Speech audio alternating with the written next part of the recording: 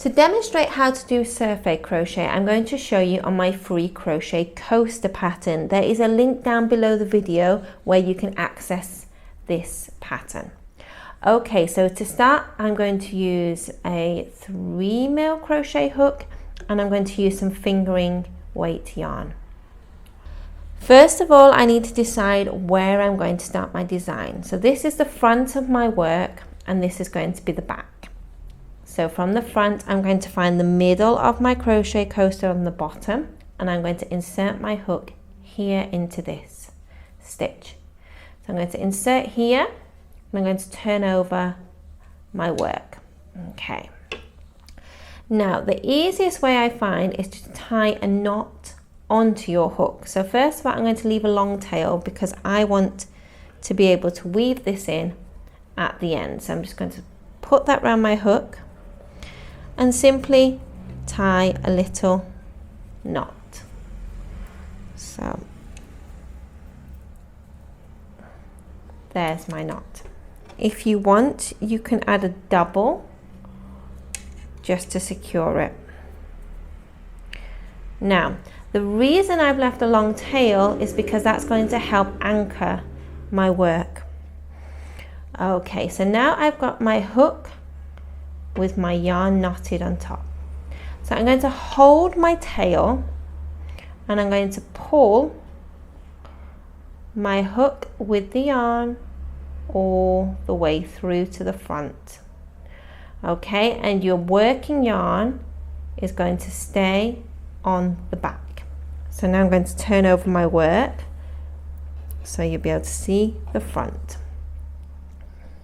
So here's my work. After turning it over, you can still see the knot slightly. Don't worry, we can pull that through to the back just like that. Now, so that's my first loop. Now I'm going to find my next stitch. Now for my design, I'm going to go straight up. So I'm going to insert into the next stitch. If you would like your design to go somewhere else, you could decide to insert here or here. It's up to you. So I'm going to insert into my next stitch. So I'm going to go through to the next stitch. I'm going to turn over my work to show you. So here's my hook on the other side. I'm still holding the tail to anchor and I'm going to collect my yarn around my hook and pull through to the front. And I'm going to pull through there. We've got 2 loops on our yarn. Now just pull through the first loop and there is your first surface crochet. That's a slip stitch crochet. Now let's do another one again. So I'm going to go into the next stitch, through, move my work back so you can see, collect my yarn around and pull all the way to the front. 2 loops on my hook and just pull all the way through. We'll do one more, through,